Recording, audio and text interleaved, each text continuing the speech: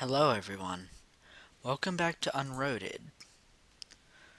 I know it's been a while since we've read this, but it hopefully that's okay.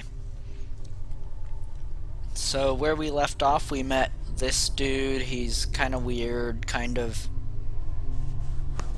mysterious. So I'm just going to start reading. I don't remember any of the voices honestly, so I'm just going to read. Not a vision after all. The stranger doesn't react to the gesture. The vagrant, what are you doing here? The philosopher. Oh yeah, he's a philosopher. Nothing. The vagrant. I'm just gonna read. I'm not gonna say. Whoa.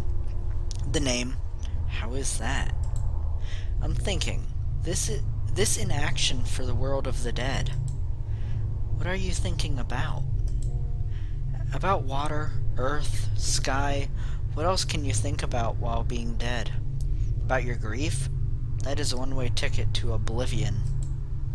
Why are you wearing a mask? So many questions. My face has been eaten away by death and time. Those who remain unconscious do not need to see it. Hold on, I'm setting the timer. Sorry. Okay. The wind sings in a hollow.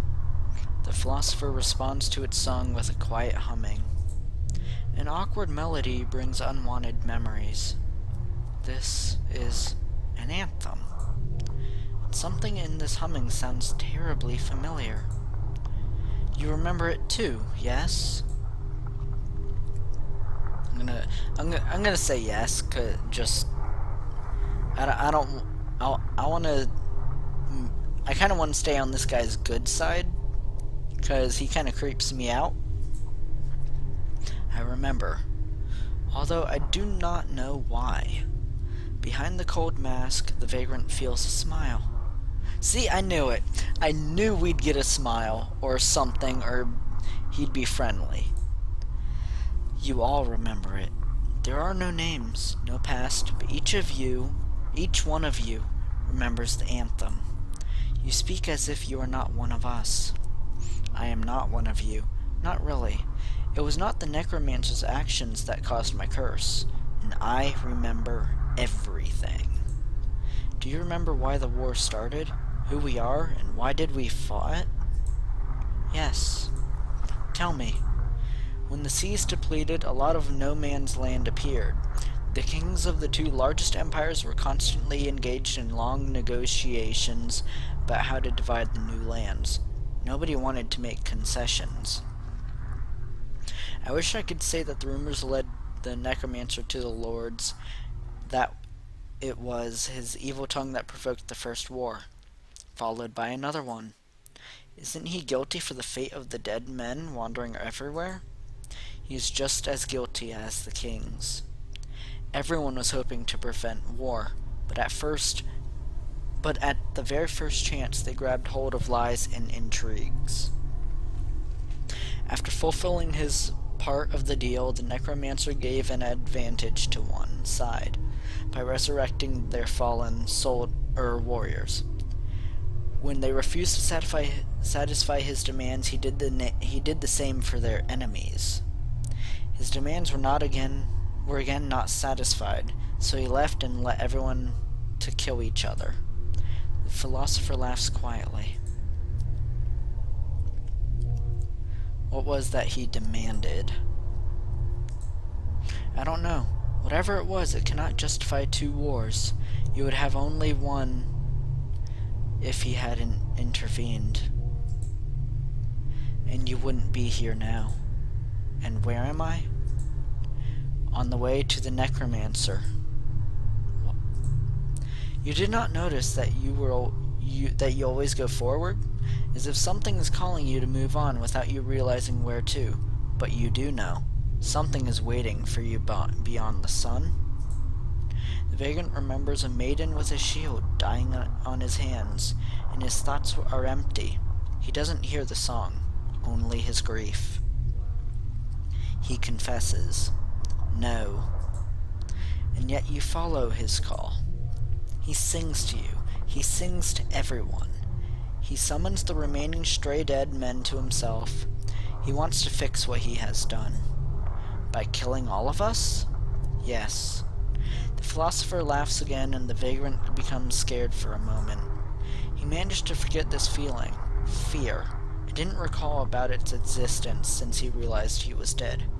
However, it was not death that scared him. The one who sows death regrets for his wrongdoings. All of this is hard to accept. I understand. It is so sweet to believe that your goals are noble, that the one pure evil is to blame for everything. But the reality is always more prosaic? I don't know. How do you know so much? I was his friend. Oh yeah, we got Jimmy, John, Joe, Bob, Frank. From left to right. Beautiful. Silence comes, and it lasts for many days. Under the vagrant's bony knees, flowers get the time to grow. At some moment, shattered skulls and fragments of black armor fly into the precipice.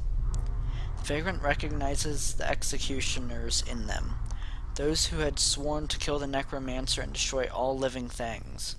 But the hands of the philosopher, they found peace. I was his friend. The vagrant doesn't ask anything.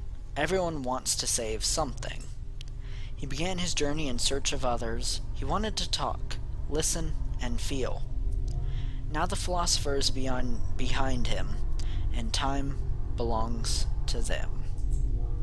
The vagrant talks about what happened, about how he refused to die in the fire, how he gave names to the 2 conscious dead men. And after hearing the executioners refuse to give up, he doesn't face approval of dispraise, so he feels relieved. The philosopher tells him about the cemeteries that have turned into flower fields, about the music of silence, about the stars. The living ones have The living ones have bodies and feelings. They do not need a meaning. What about the dead? Is this life worthy of pursuing? So many reflections, opinions, and words. The philosopher asks questions in which the vagrant does not know the answers to.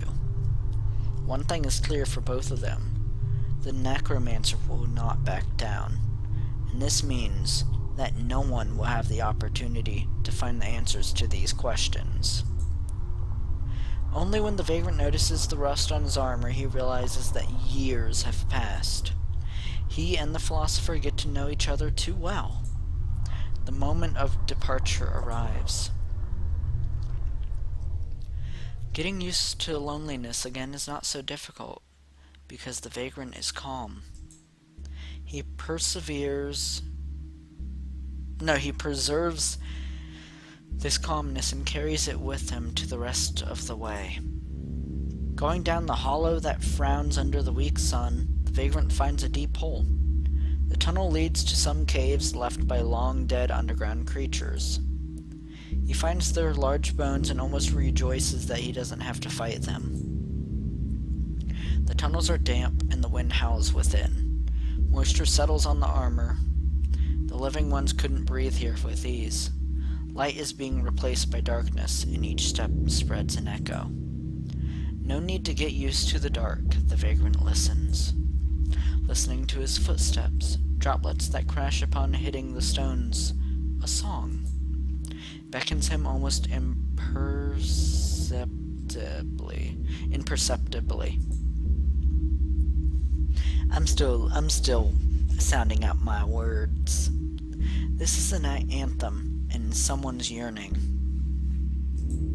Lost days, ruined fates, no regrets, no repentance, and I want to fix it. Closer and closer. It will end soon. The cave sees with the basement of a fortress. Corpses lie everywhere.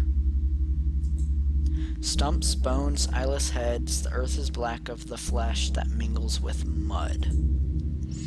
They too followed the call. The vagrant left the basement, intentionally striding louder. He rattles with the armor and sends away fear. Give me the answers. The stranger's presence originates a warmth. Oh my god. The stranger's presence originates a wave of warmth. The necromancer's living flesh, the heart of breathing, and the smell of blood. His head is covered with black cloth. Dress tails are dragged around the ground, ragged and full of holes. He speaks, but does not look at the vagrant. That is one creepy-looking motherfucker. And this is about all the time we have for today. We're gonna save that there. So, if you like this video, please leave a like, comment on what other games you think I should play, and oh my god, subscribe with a sweet ring of the bell. Don't be afraid of those ghosts. I'll see you guys in the next video. Goodbye.